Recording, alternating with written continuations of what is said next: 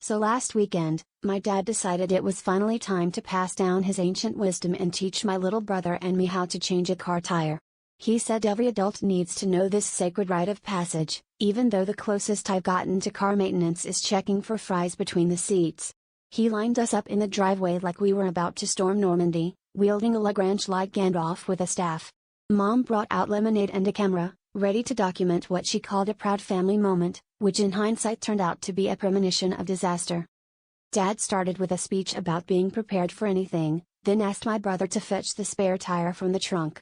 My brother came back carrying a deflated pool float and a bag of Doritos. We all laughed until Dad realized the actual spare was missing, so he sent me to check the shed for emergency supplies.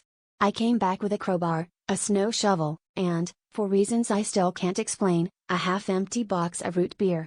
Meanwhile, Dad was already knee-deep in the glove compartment, tossing out expired insurance cards and a petrified granola bar that might predate the car itself. 2 hours later, we'd managed to remove 3 hubcaps, none of which belonged to our car, and the only thing remotely flat in sight was my brother's can of Sprite, which he'd managed to sit on. Dad was sweating like he was in a tire-changing marathon, and Mom had already uploaded a live Laugh Lugnuts album to Facebook.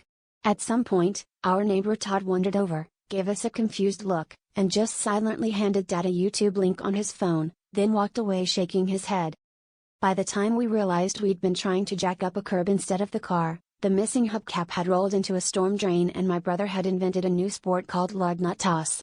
Dad finally threw up his hands, declared, "Well, at least nobody got hurt," and popped open the last root beer. That's when I looked at the flattened can in my brother's hand and said, "Looks like the only flat we fixed today was a soda, so much for passing the pop quiz."